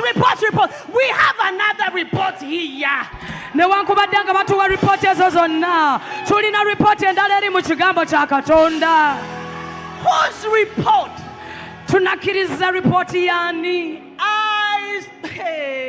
I looked at the doctor straight in his eyes. I said, Doctor, the next time you see me and my baby, you will see a miracle. natunulira dokita mu maaso ne mugamba gwe lwoliddamu okundaba n'omwana wange ojja kulaba ekyamagero ekitambula. After just 2 years, emyaka ebiri nga I giyiseewo went back. nenzirayo I knocked. nenkonkona. Hello, doctor, I'm here. konko dokita ziguse. I entered with my boy. nenyingira n'omwana wange. My boy was like, hello, doctor. omwana n'agamba hello doctor. The doctor asked, dokita n'abuuza is this your boy? ono ye mwana oli. I said, ne yeah. mugamba yes. And my boy asked him, omuvubuka n'amubuuza can I use, doctor, can I use the toilet? nsobola okweyambako mu kiyigo kyo wali eri. And my boy went to the toilet and I said, doctor, come now. Come now. omulenzi ne yeetwala mu tooyi Tell me. neŋŋamba dokita jangu olabe. You said what? ki kye waŋŋamba? What did you say? jjukira waŋŋamba ki? You said what? ki kye Oh? waŋŋamba? I told him, resign now. ne mugamba wanika kati. Because my God is so strong, is so big, is so powerful. He can change situations. He can change day. kuba katonda wange w'amaanyi munene wa buyinza asobola okukyusa embeera yonna. Please push your neighbor. Whose report? do you sindiko yakuliranya omugambe gwe ripooti yani gy'onnakkiriza. Malakata yabarede kosapaya. I can see tonight reports being changed. ndaba olunaku lwaleero katonda akyusa reports. Stand up right now. akyusa. Raise your hands, please. wanika omukono gwo bwoti. Stand up, stand up, stand up. yimuka. Zamura amaboko ya. yimusa emikono gyo mu bbanga. Reports zigiye guhinduka. ripooti zikyuka kati. Zigiye guhinduka. zikyuka kati. Zigiye guhinduka. ripooti zikyuka kati. Zamura amaboko ya. yimusa emikono gyo. Ndabona hari amaraporo agiye guhinduka. waliwo ripooti zikyuka kati. Ndabo Pastor Charles. Pastor Charles. Abantu reports zigiye guhinduka tonight in these few days. Bazagaruke aha. Bashimira Imana bano abantu katonda bagenda okukyusiza ripooti bano bagenda kujja ku katuuti wano bawa obujulizi. Pastor Charles. Pastor. This line layini eno. uyu murongo layini eno. every Sunday bazaba babyigana. buli lwa sande bajja kuba bajjudde wano. bajja kuba bujulizi. Reports are going to change like what? Popcorns. ripooti zibalukanga emberenge. hari ibintu maranye imyaka waliwo ebintu by'omazemu emyaka zamura amaboko muyimuse emikono gyammwe hari bana ibintu bimaze imyaka ari reports wicaranye waliwo ebintu by'omazemu emyaka nga babikugamba bavuze ibi me bakugamba kino bimeze gutya nti biri bwe biti ibi byanze guhinduka bino byagaana ibi bimeze gutya bino bifaanana bwe biti ndabona marayika arambura ukuboko ahindura izo mpapuro ahindura izo reports naye ndaba malayika wa mukama ng'akyusa empapula ezo ne ripooti ezo ng'azikyusa abari online connect abantu abali ku online nari muconnectinge mvuze ngo ndafungura season ya reports guhinduka nzigulawo season ey'okukyusa ripooti ndavuze ngo ndafunguye nziguddewo ndalaunchinze nziguddewo new reports in this church ripooti empya mu kanisa eno every Sunday, buli lwa sande every week, buli wiiki every day. buli lunaku A new report. ripooti mpya God did it. ripooti He mpya did it. ripooti He mpya did it. yakikoze He did it. yakikoze He did it. yakikoledde He did it. yakikoledde He did it. yakikoze Raise your hands. yimusa emikono gyo Start praying tandika osabe in the name of mu linnya Jesus. lya yesu malosharikatabara saba saba saba saba saba saba yimusa eddoboozi eryo waggulu nnyo osabe Oh. katarabarosebera Ele peredede. Ay, ay, ay, ay, latte. Ay, ay, ay, ay, ay, ay, ay, ay. It's a new day.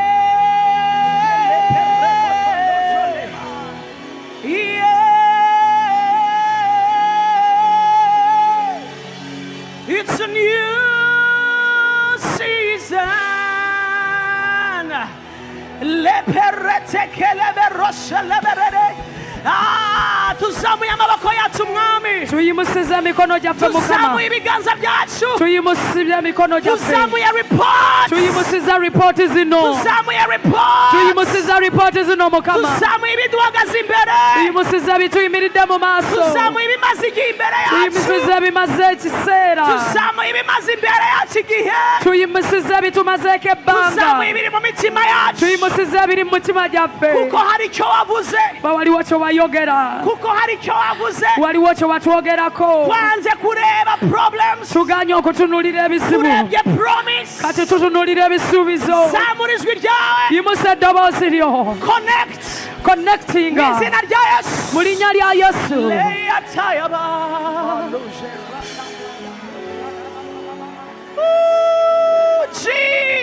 Jesus. Ele perida la barrosa telebe. Leke eteile de rebere cosa. Lipora capara de rebere de kea.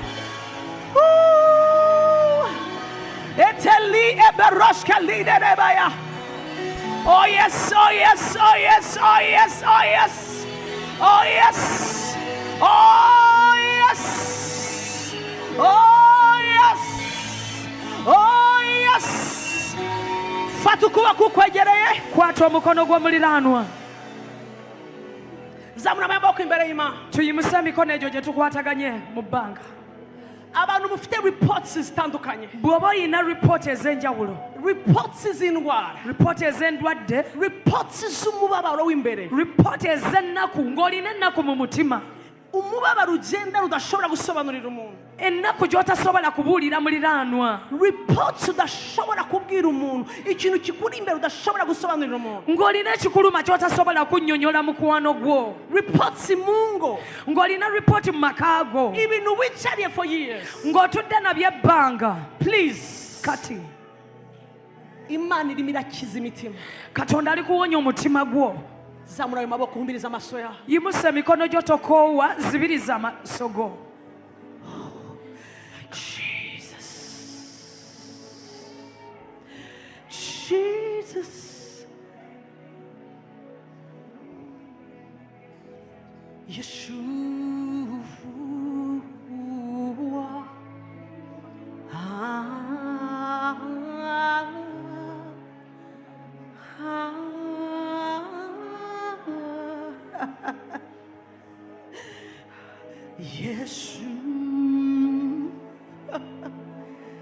Yeshua.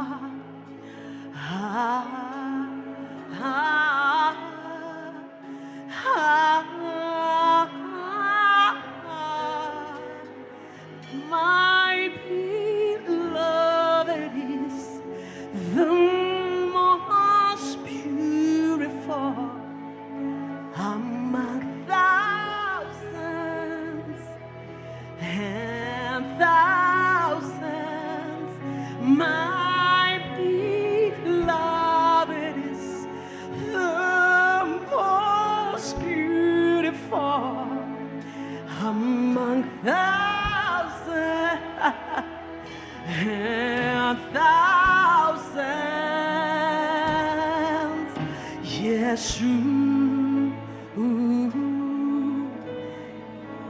He's in our midst.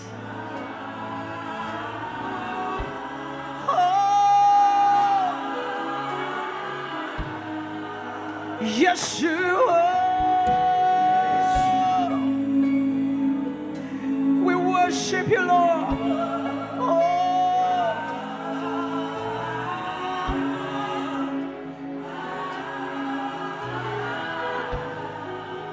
Yeshua, hey, la kaya liye delebaya.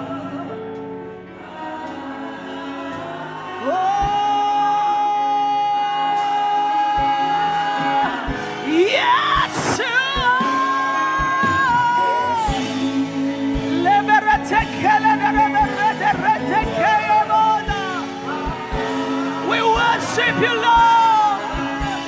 We worship you.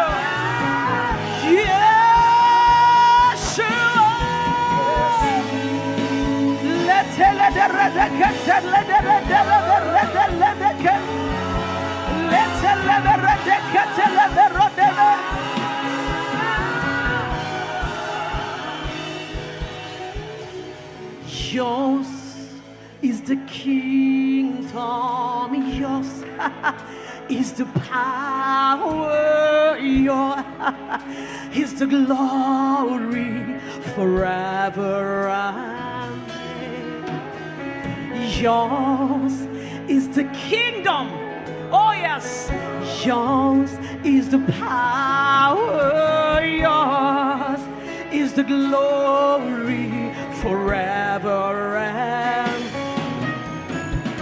yours is the kingdom, yours is the power, yours the glory forever and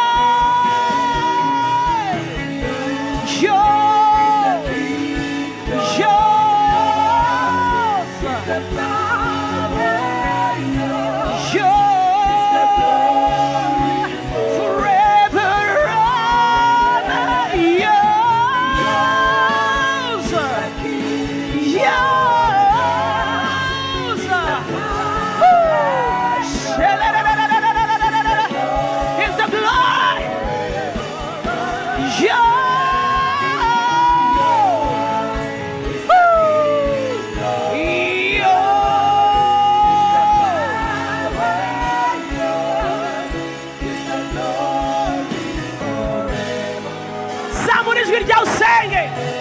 Raise your voice and pray.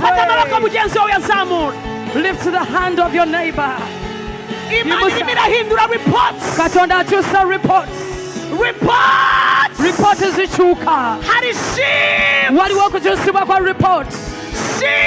Waliwo okukyuka. Waliwo okusenguka. Waliwo okusenguka. Waliwo okusenguka. Okusenguka. Kuhinduka kwa reports. Kusenguka kwa reports zikyuka. Mulinnya lya Yesu saba. Mulinnya lya Yesu saba. Ripoti yange ekyuka Mukama. Ripoti enekyuka. Sikyali mulwadde wa kansa. Sikyalemererwa. Onzigyeko ekiswalo. Onzigyeko ekidibo. Endwadde eneewonye. Okulemererwa kuvuddewo. Ontemedde ekkubo. Ompadde oluzaalo. Ompadde obulamu.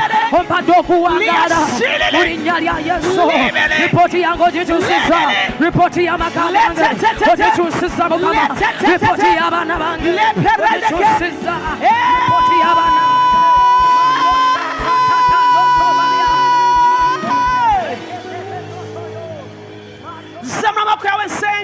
yimusa emikono gy'onsabe. Data mu izina rya Yesu. Taata mu linnya lya Yesu. Uyu mugoroba mpagaze imbere ya reports nyinshi. Olwaleero nyimiridde mu maaso ga ripooti nnyingi. Ngizi zirazamuye. Zizino tuziyimusizza Mukama. Abandi barakurikiye, abandi bazakurikira live. Abamu bali online, abamu bajja goberera obuddako. Izi ni reports. Zino zonna report. Bicaranye imyaka imyaka n'imyaka ze babadde nazo emyaka emingi ibintu byahagaze biba nk'imisozi imbere yabo ebintu ebiyimirira mu maaso gaabwe ng'ensozi ibintu bageze igihe baremera bihinduka izina ryabo rya kabiri waliwo bye bakkiriza ne bifuuka n'amannya gaabwe mpagaze mu buntu bwawe uyu mugoroba nyimiridde mu kisa kyo olw'eggulo olwaleero mpagaze mu mbabazi zawe uyu mugoroba nyimiridde mu kisa kyo olw'eggulo olwaleero ndavuma raporo mbi zose mu izina rya yesu nsazaamu buli ripoota embi yonna mu linnya lya yesu ndavumye ripoti yose bamaranye imyaka n'imyaka nkolimidde ripooti yonna gye babadde naye emyaka amaso yanjye yarakubonye uhindura ibyanze guhinduka gwe katonda okyusa ebyagaana okukyuka nabonye uhindura ibidashobokera bakomeye nakulaba ng'osobola ebyagaana emyaka emingi uri imana ikora ibirenze ibyo dusaba n'ibyo dutekereza oli katonda asobola okukola ebisukulumye bye tusaba ne bye tulowooza ntabwo uri umuntu toli muntu niyo mpamvu udakora ibingana n'abantu yensonga lwaki tokola eby'abantu bye basobola aya maboko azamuye n'andi azamuye ntareba yose n'ibintu bahagararanye imyaka emikono gino gye bawanise byebizibu bye bamaze nabyo emyaka emingi mpagaze mu butware mpabwa nawe nyimiridde mu buyinza bwe wampa mukama mpinduye izo reports mu izina rya yesu kyusiza ezo ripooti mu linnya lya yesu kuva aka kanya okuva kati ndasenze ngo zihinduke nsabye ensi zikyuke bamwe bagiye kumva calls abamu muwulira bagiye kumva calls abamu mujja kufuna amasimu zivuga ngo bya bintu byahindutse agabagamba nti kiri kyobadde omanyi kikyuse abandi baraza kwakira ripoti nshya Abamu mugenda- zivuguruza ibikomeye kugira ngo bimenyekane ko ari wowe mana ikomeye abalala mugenda kufuna ripooti endala ezizazaamu eri ripooti gye baali babawa kitegeerekeke nti katonda ye katonda ow'amaanyi mpagaze mu butware bwawe nyimiridde mu buyinza bw'omukama ibintu abana bawe bagusabye mwami imana bino byonna abantu bo bye bakusaba bakabahagarara babitegereje ne balindirira ebbanga nje namamaza nk'uko wambwiye mwami nangiridde nga bw'oŋŋambye ko igihe cy'uburoko kirangiye bagiye kwicazwa ku ntebe zabo mwami ekiseera eky'obusibe kiweddeko bagenda kutuula mu ntebe zaabwe mu linnya lya yesu turi abana bawe tuli baana bo mukama turi abana bawe tuli baana bo turi abana bawe tuli baana bo turi abana bawe tuli baana bo turi abana bawe tuli baana bo turi abana bawe tuli baana bo mukama tuzi twebwe abantu guha abana bacu ibyiza ffe ng'abazadde ab'oku nsi tumanyi okuwa abaana baffe ebirungi tuzi guha abana bacu ibyiza tumanyi okuwa abaana baffe ebirungi turi babi naye ate nga tuli babi nkaswe wowe uri hejuru naye gwali waggulu mpamagaye ubuntu budasanzwe mwana sabye ekisa kye kitagambika iri joro olw'eggulo lwaleero iri joro olw'eggulo lwaleero aka kanya akaseera kano mu izina rya yesu kristo mu linnya lya yesu kristo umunsi w'ejo ku cyumweru olunaku lw'enkya sande baraza kuba bacikiye ibitangaza na raporo zihindutse bajje nga balina ripooti ezikyuse era nga balina obujulizi ndasenze ngo amateraniro y'ejo mwami nsabye nti enkya mu sande imitima izaba ikeye yakiriye ubuhamya burenze ubwo bategereje mwami emitima gijja kuba musanyufu kubanga bajja kufuna ebisinga bye babadde basuubira urakoze ku iri joro webale kubanga olw'eggulo lwaleero ribaye iryo kwambuka yorodani bagera mu gihugu cy'amasezerano olifudde olw'eggulo olw'okugenda mu maaso ne basomoka yorudaani ne bayingira mu bisuubizo byabwe urakoze ku uyu mugoroba webale kubanga olw'eggulo udusohoye mu buroko otujje mu kkomera udusohoye mu buroko otujje mu kkomera udusohoye mu buroko otujje mu kkomera usohoye abana bawe mu buroko abantu bo mu kkomera ubasohoye mu madeni obajja mu mabanja ubasohoye muri lak obajja mu kubulwa ubasohoye mu mubabaro obajja mu nnaku bagendanye imyaka ennaku gye babadde naye ebbanga ndavuma indwara yose iri mu buzima bwawe kolimira buli ndwadde yonna eri mu mibiri gyabwe ndavuma indwara yose iri mu mubiri wawe kolimira buli ndwadde yonna eri mu mubiri guhera gwo ku mutwe okuva ku mutwe gwo kugera ku birenge okutuusa ku bigere byo ijambo ryawe riravuga mwami gambo kya mukama kigamba imibyimba yawe niyidukiza miga gyakuba yesu ku musalaba gye gituwa ndasenze indwara ripoti bamaranye imyaka myinshi iri joro ihinduke bakire gukira kwabo mu izina rya yesu sabira ripooti ebibadde nabyo emyaka okukyuka olw'eggulo olwaleero zikyukire ddala mu linnya erya yesu urakoze mwami webale mukama ko iri joro kubanga olw'eggulo olwaleero bamwe batari businzire bamu tebajja kwebaka kubera umunezero w'imana ikoze ebyoyo katonda kyakoze. urakoze kw'iri joro Webale kuba olw'eggulo lwa bamwe leero. bazaryandika mu mateka yabo. Bajja byandika mu bitabo byabwe. urakoze ko iyi weekend Webale kuba ku weekend eno. iyi weekend Eno weekend ihindutse nka rya joro rya yakobo yaciranye n'imana akakubona. weekend eno gifudde ng'ekiro kiri Yakobo gye yalwana ne malayika erinnya lye ne likyuka. urakoze ko duciranye kandi tunesheje. Webale kubanga tulwanye era tuwangudde. urakoze kubw'iyi ministry. Webale olw'obuweereza buno. urakoze ko habayeho ibidasanzwe waguye usubije ibiri mu mutima w'umushumba mwawe. Webale kubanga okoze eby'amaanyi ebitagambika ebitali bya bulijjo omusumba by'abadde asabira ebbanga. urakoze kukoza ibirenze ibyo twasabye n'ibyo dutekereje. Webale kubanga okoze okusukuluma nnyo bye tusaba ne bye tulowooza. urakoze kubwa new season. Webale olwa new season. dufunguye tulonca inzu y'umugoroba. Tugiguddewo olw'eggulo lwa leero. uko niko bigenze. Bwekityo bwe kivadde. uko niko bibaye. Kiwedde. uko niko tubyemeje. Tukikkiriza. mu izina rya yesu kristo. Mu linnya lya Yesu Kristo. and everybody say. Buli muntu agambe nti